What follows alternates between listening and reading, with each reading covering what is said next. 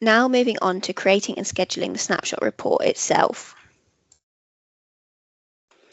So now I no longer need these two screens. I'm just going to expand this window and navigate back to Setup Home and search for Snapshot.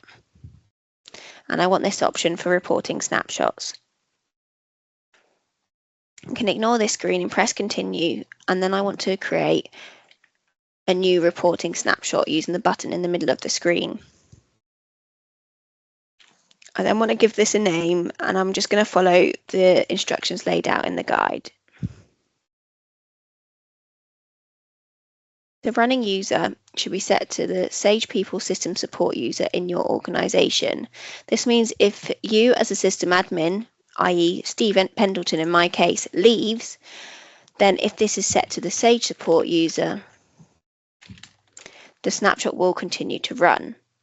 However, if it's set to Steve Pendleton, for example, when Steve leaves the organization, the snapshot will then fail and that data will no longer be captured.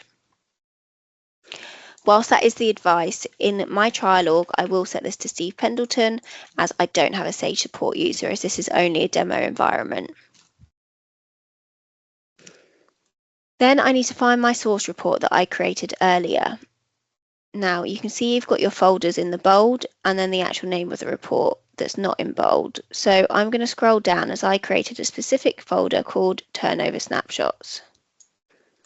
Just here. And the one I want is the detailed turnover source report that I created not so long ago. Then I select my target object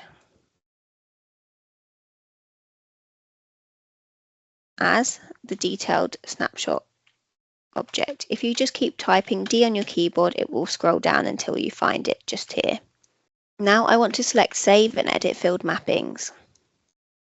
Now I can edit my field mappings, and all I need to do is simply match up the fields in my source report here on the left with the fields I've just created in the detailed turnover snapshot object.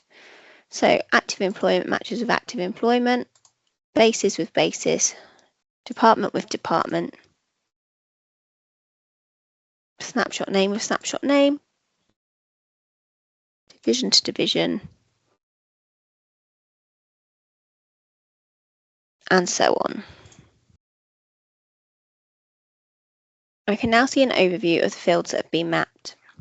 All I need to do now is schedule the reporting snapshot using this button here. I then can say I want this to run monthly on the first day of the month. And then you have to have an end date, so let's start that, set that really far in advance. And I want it to go on the first day of every month because remember, all my formulas in this guide are set based on this running on the first day of the month. Now I'm going to set my preferred start time to 2 AM and then click Save. The setup of my snapshot is now complete.